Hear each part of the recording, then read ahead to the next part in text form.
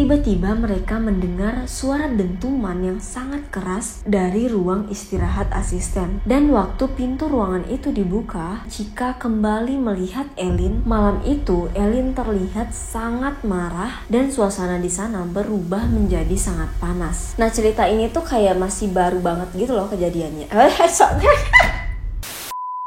Hai guys, aku Olivia dan selamat datang kembali di YouTube channel aku. Gimana kabar kalian hari ini? Semoga kalian semua dalam keadaan baik ya. Nah, di video kali ini aku akan kembali membacakan cerita horor atau paranormal experience yang dikirimkan ke email aku. Yang mana kali ini ceritanya dikirimkan oleh Chika. Ia menceritakan pengalamannya ketika ia bertemu dengan sosok hantu noni Belanda yang biasa dipanggil dengan sebutan mawar. Di cerita ini tuh kayak ada sedihnya tapi juga ada seremnya sih. Tapi seperti biasa sebelum masuk ke ceritanya nih, jangan lupa untuk like, subscribe, dan juga komen sebagai bentuk dukungan kalian terhadap YouTube channel aku. Oke, tanpa berlama-lama langsung saja kita masuk ke ceritanya.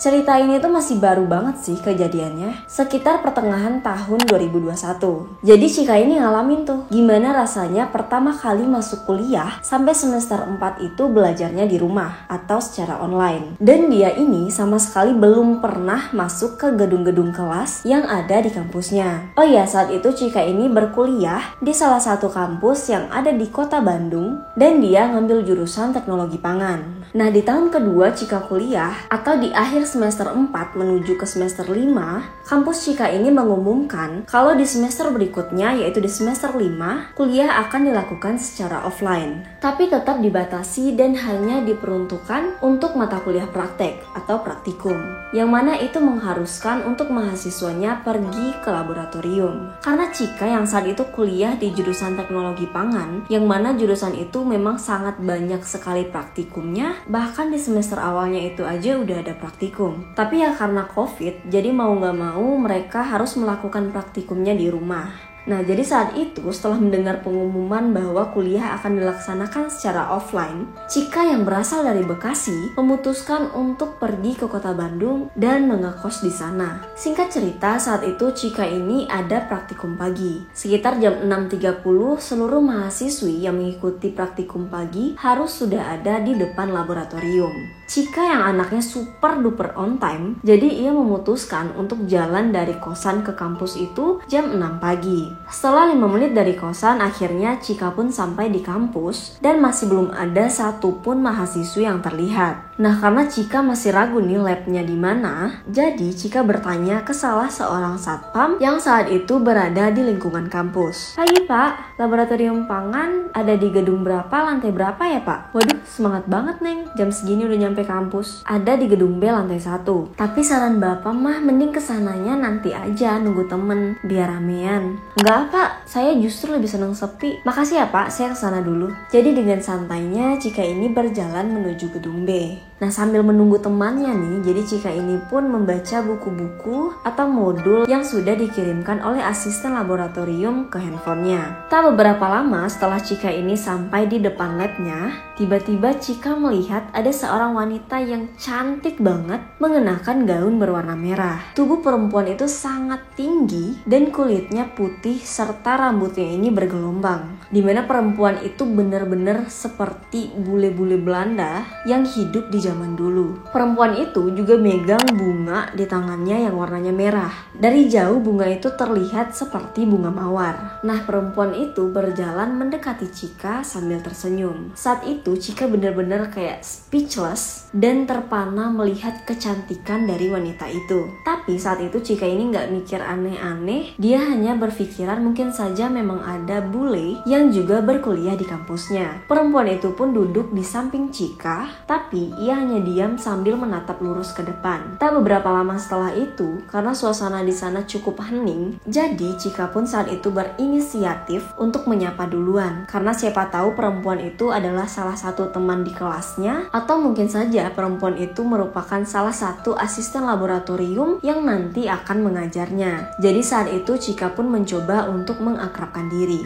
Selamat pagi, kamu praktikum hari ini juga ya? Perempuan itu pun melihat ke arah Chika sambil tersenyum dan ia mengatakan tidak. Lalu Chika pun bertanya lagi, loh terus kenapa kesini pagi banget? Perempuan itu lagi-lagi tersenyum dan ia mengatakan tidak apa-apa, saya memang dari dulu suka berada di sini. Dimana dari gaya berbicara perempuan itu sangat-sangat kaku seperti bule-bule pada umumnya. Nah setelah percakapan itu, tiba-tiba ada salah satu teman Chika ini yang menelpon dan ia meminta Chika untuk menjemputnya ke depan gedung. Chika pun saat itu berjalan keluar gedung dan pas balik ternyata perempuan yang tadi duduk di sampingnya itu udah gak ada. Tapi saat itu Chika ini tetap berpikiran positif dan tidak memikirkan hal-hal mistis. Tapi Chika sedikit heran dan penasaran sebenarnya siapa perempuan cantik tadi yang duduk di sampingnya. Singkat cerita hari itu praktikum pun berjalan dengan lancar dan tidak ada gangguan-gangguan mistis hari itu. Di praktikum selanjutnya nih, ternyata Chika lagi-lagi melihat sosok perempuan itu, tapi kali ini Chika melihat perempuan itu di dalam ruangan laboratorium. Nah saat itu Chika ini masih belum tahu nih kalau sosok yang ia lihat itu adalah sosok hantu, dan sosok itu lagi-lagi melihat ke arah Chika sambil tersenyum. Lalu ia berjalan menuju ke salah satu ruangan yang masih berada di ruangan laboratorium, yang mana ruangan itu adalah ruang istirahatnya para asisten laboratorium. Jadi yang bisa masuk ke ruangan itu cuma asisten. Nah saat itu Chika ini mulai berpikir nih, mungkin saja perempuan berbaju merah yang ia lihat saat itu adalah salah satu asisten yang ada di laboratorium. Tapi Chika ini bertanya-tanya kenapa perempuan itu tidak menggunakan baju dan juga atribut asisten, melainkan ia menggunakan baju gaun berwarna merah. Nah beberapa hari setelah itu, tepatnya pada hari pengumpulan tugas praktikum, mereka semua disuruh untuk datang ke laboratorium pukul 6 pagi. Dan Chika ini lagi-lagi datang lebih pagi, kira-kira pukul 5:10 Chika ini udah nongkrong dan duduk di depan laboratorium. Yang mana keadaan di sekitar laboratorium, bahkan di kampusnya itu masih sangat kosong. Nah pagi itu, Chika lagi-lagi didatangi oleh sosok bergaun merah, tapi kali ini sosok itu terlihat keluar dari dalam laboratorium. Nah karena sudah terlalu sering melihat perempuan itu dan ia menggunakan baju yang sama, jadi Chika pun memberanikan diri untuk kembali bertanya,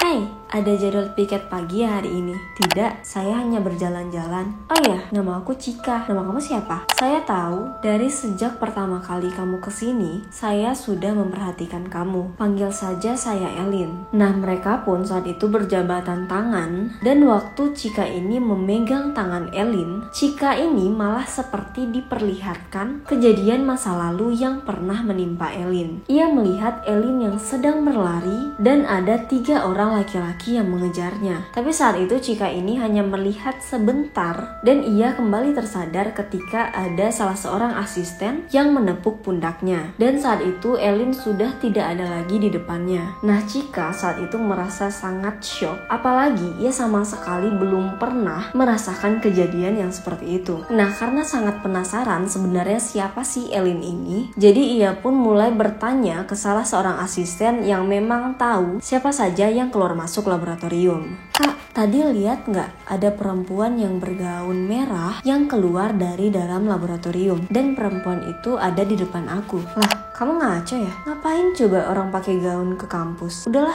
jangan aneh-aneh. Sini mana laporannya?" Sejak saat itu, Chika udah gak pernah lagi melihat Elin di dalam laboratorium. Bahkan sampai akhir praktikum, Chika sudah tidak pernah lagi melihat Elin. Tapi ternyata Chika ini bukannya takut, ia malah semakin penasaran siapa sebenarnya Elin ini. Sehingga semester depannya Chika pun melamar untuk menjadi asisten laboratorium. Nah suatu malam nih, ketika para asisten ini sedang memeriksa laporan praktikum di dalam lab, ada nih salah seorang asisten senior yang memulai pembahasan mengenai hantu. Dia pun menceritakan bahwa di kampus mereka, terutama di lab, ada hantu noni Belanda yang berbaju merah, yang gentayangan dan selalu mengganggu orang-orang di kampus. Ya khususnya orang-orang yang berada di gedung B, tepatnya di lantai 1. Ia juga mengatakan sosok Sosok itu dipanggil dengan sebutan Mawar karena menurut beberapa orang yang pernah melihatnya, hantu itu selalu memegang setangkai bunga mawar di tangannya. Lalu saat itu ada salah seorang asisten yang juga menambahkan dan ia mengatakan, kalian tahu gak sih, dulu ada seorang petugas kebersihan yang membersihkan gedung B lantai 1 pada pukul 11 malam. Dan kondisinya saat itu udah gak ada lagi siapa-siapa dan suasana sangat hening. Petugas itu juga belum tahu nih kalau ada cerita tentang hantu noni Belanda yang bergentayangan di kampus kita. Saat petugas itu mulai mengepel, ia melihat ada perempuan yang sangat cantik berdiri tepat di depan lab kita. Perempuan itu menggunakan gaun berwarna merah sambil memegang bunga mawar di tangannya yang juga berwarna merah. Nah, perempuan itu berjalan nih menuju ke arah si petugas itu. Tiba-tiba sosok itu bergerak semakin cepat mengarah ke depan wajah petugas itu, dan sosok itu pun berteriak menyuruh petugas itu untuk pergi. Nah, karena saat itu petugas itu refleks menunduk ke bawah, ia melihat banyak sekali darah yang bercucuran dari kaki perempuan itu. Petugas itu pun langsung pingsan dan besok paginya ia memutuskan untuk berhenti. Cika pun langsung teringat tentang Elin karena memang ciri-ciri yang disebutkan oleh teman-temannya itu sangat menggambarkan Elin. Cika pun mulai berpikir, apa mungkin Elin itu hantu ya? Tapi kok dia bisa ngobrol? Gue kan bukan anak indigo, gimana ceritanya gue bisa lihat hantu? Nah, masih di malam yang sama, ketika mereka ini membicarakan sosok Elin, tiba-tiba mereka mendengar suara dentuman yang sangat keras dari ruang istirahat asisten. Mereka semua yang ada di lab pun langsung kaget dan bertatap-tatapan. Lalu salah seorang asisten pun mengatakan, lu sih bahas hantu-hantuan, lu cek sana. Dan waktu pintu ruangan itu dibuka, setelah sekian lama akhirnya Cika kembali melihat Elin, tapi saat itu yang lihat cuma Cika. Malam itu Elin terlihat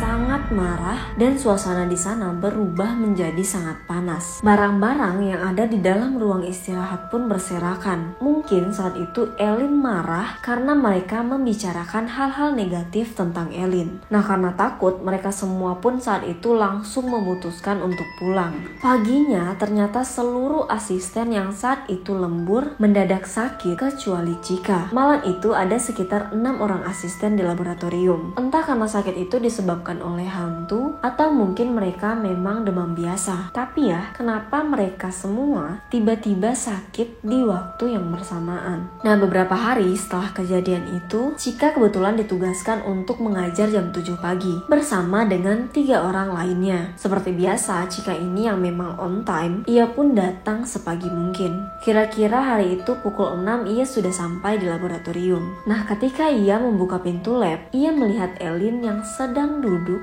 di salah satu kursi di ruangan itu. Cika yang sedikit takut pun perlahan mendekati Elin. Elin yang saat itu menunduk pun mengatakan, kamu tidak takut setelah mengetahui bahwa saya sudah mati? Lalu Cika mengatakan, tidak, aku hanya penasaran kenapa kamu menghilang setelah memperlihatkan masa lalumu. Lalu Elin pun menjawab, saya hanya ingin memperlihatkan hal buruk yang terjadi sebelum saya mati. Saat itu Elin pun menceritakan dengan panjang lebar tentang kejadian yang menimpanya. Elin mengatakan bahwa ia meninggal puluhan tahun yang lalu, di mana seluruh keluarganya ini dibantai dan ia diperkosa oleh 3 orang masyarakat lokal atau pribumi. Setelah itu ia dibunuh dan dibiarkan begitu saja. Baju yang waktu itu ia kenakan adalah baju berwarna kuning. Tapi entah kenapa ketika Elin ini terbangun, baju yang ia gunakan sudah berubah menjadi warna merah. Dimana saat itu mungkin saja baju yang ia kenakan itu berubah karena banyaknya darah yang mengalir dari tubuhnya. Semasa hidupnya, Elin ini memang sangat suka sekali dengan bunga mawar merah. Bahkan nih ketika Elin dibunuh, ia sedang memegang setangkai bunga mawar. Cika yang saat itu semakin penasaran, ia pun bertanya, kenapa sekarang Elin ini menetap di kampusnya? Dan Elin mengatakan bahwa dulunya kampus itu adalah sebuah rumah. Ruang labor tempat mereka praktikum adalah salah satu kamar di rumah itu. Dulu Elin diperkosa dan juga dibunuh di dalam ruangan itu. Jadi sejak ia bangun, ia sudah berada di sana dan ia tidak bisa pergi kemana-mana. Elin juga menjelaskan bahwa selama ini ia tidak memiliki niat buruk untuk mengganggu orang-orang di sekitar kampus. Elin hanya mencoba untuk berkomunikasi dengan mereka karena sudah sangat lama Elin ini tidak berbicara dan ia tidak memiliki teman. Nah, sejak hari itu, Elin dan Chika pun semakin dekat dan mereka berdua ini semakin sering menceritakan banyak hal selayaknya seorang sahabat. Singkat cerita, setelah setahun dari kejadian itu, Chika ini mulai jatuh cinta dan memiliki seorang pacar yang membuat Elin ini merasa cemburu dan juga sangat marah. Elin menunjukkan kemarahannya itu dengan cara mengganggu Chika ketika ia sedang mengajar, seperti menjatuh-jatuhkan barang, mematikan lampu, atau membuka dan menutup pintu ruangan.